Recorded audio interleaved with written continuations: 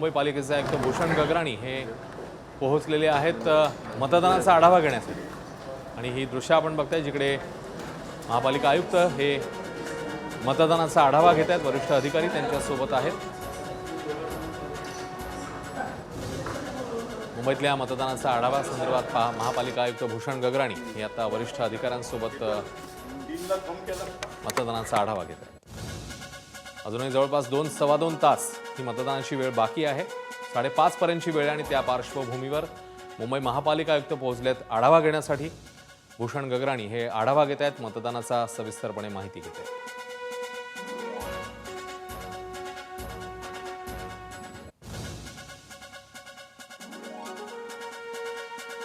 एकीकडे राज्य निवडणूक आयोगाची पत्रकार परिषद पार पडलेली असतानाच इकडे आता मुंबई पालिका आयुक्त पोहोचले आढावा घेण्याच्या दृष्टीने। भूषण गगराणी यांच्याकडनं मुंबईतल्या मतदानाचा आढावा घेण्यात येतोय, सविस्तरपणे माहिती घेण्यात येते। वरिष्ठ अधिकारी इकडे उपस्थित आहेत आणि ही दृश्य आपण बघताय, भूषण गगराणी आणि त्यांच्यासोबतचे अधिकारी।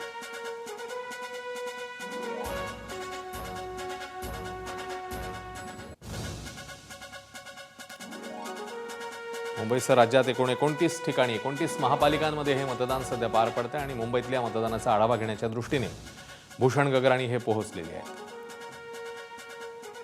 राजू सोनावणे आपल्याला ताजी अपडेट देतील। राजू, भूषण गगराणींकडनं हा आढावा घेण्यात येतोय, कोण कोण उपस्थित आहे यावेळी आढावा घेताना?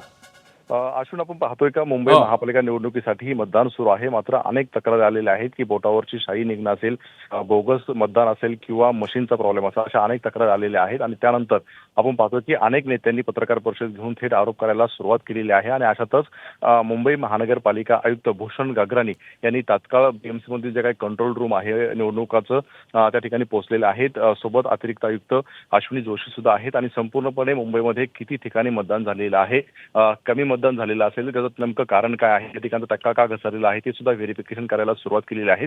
ही सगळी एक्सक्लुझिव्ह दृश्य जे आहे ते आपण एबीपी माझावरती पाहतोय। त्यामुळे कुठेतरी एकीकडे राज्य निवडणूक आयोग सुद्धा तात्काळ कामाला लागलेलं पाहायला मिळतं आणि दुसरीकडे महापालिका आयुक्त यांनी सुद्धा स्वतः येऊन जी आहे ती संपूर्णपणे या ठिकाणची परिस्थिती नेमकी काय आहे ही कंट्रोल रूमच्या माध्यमातून पाहताना आपल्याला पाहायला मिळतं। त्यामुळे आता त्यांचं बारकाईनं लक्ष आहे, आता बैठकीला सुरुवात झालेली आहे आणि वॉर्ड वाईज प्रत्येक ठिकाणी काय नेमकी अडचणी आहेत, कुठला मतदानाचा टक्का घसरलेला आहे किंवा काय आहे याची जी आहे त्याचा बैठक सुरू झाली आहे। त्या बैठकीमध्ये संपूर्णपणे आढावा घेतला जाणार आहे। अश्विन, धन्यवाद राजू या सगळ्या सविस्तर माहितीबद्दल।